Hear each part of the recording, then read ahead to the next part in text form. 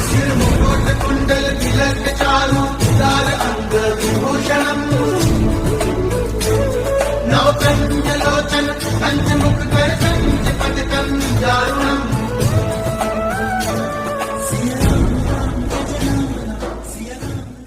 महाराज जी के आज के विशेषांक में रक्षा सूत्र परिवार के सभी सदस्यों का हार्दिक स्वागत है। बाबा जी के भक्तों को राम राम।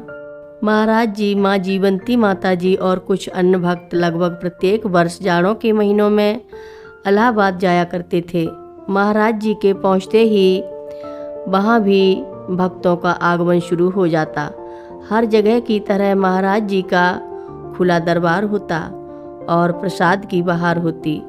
जब कभी महाराज जी के पास आने वाले भक्तों की संख्या बढ़ जाती थी तो महाराज जी कुछ दिनों के लिए चित्रकूट, वाराणसी, अमरकंटक या मिर्ज़ापुर में विंध्यावासिनी माँ के दर्शन के लिए चले जाया करते थे। ऐसे ही एक बार महाराज जी दोनों माँ और कुछ भक्तों के साथ विंध्यावासिनी के दर्शन के लिए विंध्याचल गए। मंदिर पहुंचने के लिए सड़क के किनारे से पैदल चलकर एक संकरे मार्ग से थोड़ी ही चढ़ाई चढ़कर जाया जाता है। इस पैदल रास्ते के नीचे ही एक मिठाई की दुकान थी। महाराज जी इसी मिठाई की दुकान पर बैठ गए और बाकी लोगों को पूजा सामग्री खरीदने भेज दिया। सभी लोग जब पूजा सामग्री लेकर लौटे तो सबने महाराज जी से मंदिर चलने की प्रार्थना की। महाराज जी ने एक भक्त के हाथ से पूजा की थाली ले ली और माँ का सिंदूर अक्षत से तिलक किया। माँ की पूजा करते हुए महाराज जी के शब्द थे कि मेरी विंध्यावासिनी तो यह है। इस तरह महाराज जी ने भक्तों के समक्ष माँ के दिव्य रूप को दर्शाया।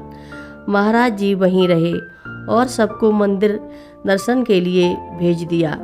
कई वर्षों बाद एक बार जब मैं भी दोनों माँ के साथ विंध्यावासिनी देवी के दर्शन के लिए गई तो जीवंती माता जी ने मुझे वह स्थान दिखाया जहाँ पर महाराज जी ने स्वयं माँ का पूजन किया था।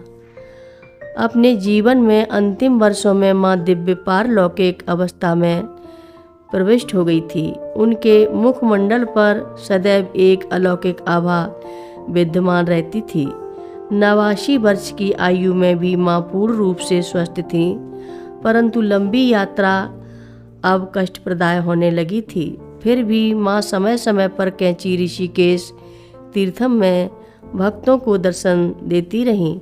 अंतर इतना था कि उनको अब एकांत अधिक प्रिय लगने लगा था। एकाग्रता से ध्यानस्थ रहने के अलावा उन्हें केवल अपनी पुस्तिका में राम नाम लिखना प्रिय था। यहाँ तक कि अधिक समय तक राम नाम लिखने रहने पर उनसे विश्राम करने की विनती करनी पड़ती थी। अधिकांश लोगों ने जिन्होंने माँ का सानिध्य प्राप्त किया है उन्होंने ध्यान दिया होगा कि जब माँ दर्शन कक्ष में अपने काले कम्बल के आसन पर बैठी होती तो उस समय भी उनकी उंगली वहाँ पीछे गलीचे में भी राम नाम के अक्षर लिखती रहती। यही राम नाम उनके अंतर्मन में भी चलता रहता। उनके सामने की मेज हो, कुर्सी का हत्था हो या बिस्तर की चादर या कोई भी सतह हो, उनकी उंगलियां वहाँ भी राम नाम अंकित करती रहती। 8 अक्टूबर 2017 को सायंकाल 5:35 का समय था। कैंची में माँ की कुटिया में मैंने माँ के साथ संध्या की चाय पी। उसके बाद माँ के साथ मेरा संवाद हुआ। उस दिन अपराह्न में मैंने रामकृष्ण परमहंस पर लिखी एक पुस्तक में पढ़ा था कि उन्होंने अपने भक्तों को काली माता, श्री राम और अनेक देवी देवताओं के दर्शन कराए थे। माँ के साथ बैठे हुए मैंने इस प्रसंग को उन्हें सुनाया और बात बात में पूछा, माँ क्या मुझे भी कभी दर्शन होंगे? माँ स्पष्ट और उच्च स्वर में बोली, तुझे दर्शन हो रहे हैं। मैंने चौंक कर पूछा, माँ किसके दर्शन? माँ ने अपनी ओर एक उंगली से संकेत किया। यह देखकर मैं स्तब्ध रह गई और मैंने पूछा, माँ आप कौन हैं? उस क्षण उनका विशाल स्वरूप दिखाई दिया। मेरी आंखों में प्रत्यक्ष देखते हुए माँ बोली, मैं जगत जननी हूँ। माँ के श्रीमुख से यह सुनकर मेरे अश्रु नहीं रुके। कथा लंबी है, आगे की कथा सभी भक्तों को अगले भाग में सुनाएंगे। हर रोज़ महाराज जी की कथाएं सुनने के लिए रक्षा सूत्र चैनल को सब्सक्राइब करें, शेयर करें और लाइक करें। घंटी बजाना ना भूलें।